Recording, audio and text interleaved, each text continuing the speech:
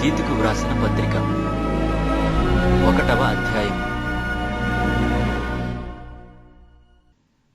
దేవుడు ఏర్పరచుకొనిన వారి విశ్వాసము నిమిత్తమును నిత్య జీవమును గూర్చిన నిరీక్షణతో కూడిన భక్తికి ఆధారమగు సత్య విషయమైన అనుభవ జ్ఞానము నిమిత్తమును దేవుని దాసుడును యేసుక్రీస్తు అపోస్తలుడు నైన పౌలు మన అందరి విశ్వాస విషయములో నా నిజమైన కుమారుడగు తీతుకు శుభమని చెప్పి వ్రాయినది.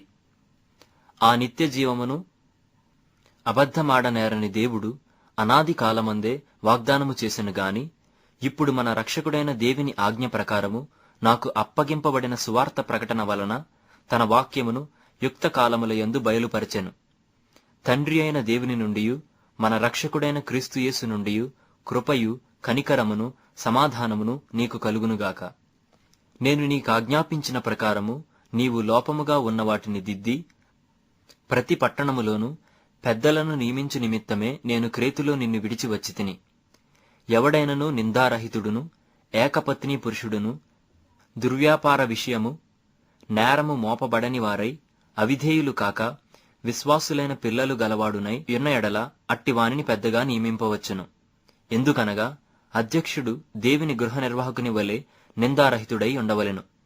అతడు స్వేచ్ఛాపరుడును ముక్కోపియు మద్యపానియు కొట్టువాడును దుర్లాభము అపేక్షించువాడును కాక అతిథి ప్రియుడును సజ్జన ప్రియుడును స్వస్థ బుద్ధి గలవాడును నీతిమంతుడును పవిత్రుడును ఆశానిగ్రహము గలవాడునైయుండి తాను హితబోధ విషయమై జనులను హెచ్చరించుటకును ఎదురాడివారి మాట ఖండించుటకును శక్తిగలవాడగునట్లు ఉపదేశమును అనుసరించి నమ్మదగిన బోధను గట్టిగా చేపట్టుకొనువాడునై ఉండవలెను. అనేకులు విశేషముగా సున్నతి సంబంధులను అవిధేయులను వదరుబోతులను మోసపుచ్చువారునై ఉన్నారు. వారి నోళ్లు మూయింపవలెను.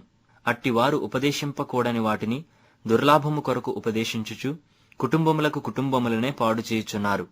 వారిలో ఒకడు అనగా వారి స్వంత ప్రవక్తలలో ఒకడు ఇట్లనెను, క్రేతీయులు ఎల్లప్పుడూ అబద్ధికులను దుష్టమృగములను సోమరులకు తిండిపోతులనై ఉన్నారు. ఈ సాక్ష్యము నిజమే.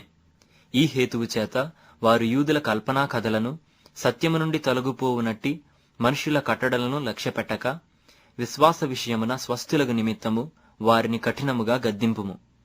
పవిత్రులకు అన్నియూ పవిత్రములే గాని అపవిత్రులకును అవిశ్వాసులకును ఏదియూ పవిత్రమైనది కాదు. వారి మనస్సును వారి మనస్సాక్షియు అపవిత్రపరచబడి ఉన్నవి. దేవుని ఎరుగుదుమని వారు చెప్పుకొందురు గాని అసహ్యులను అవిధేయులను ప్రతి సత్కార్యము విషయము భ్రష్టులునై ఉండి తమ క్రియల వలన ఆయనను ఎరుగమన్నట్టున్నారు.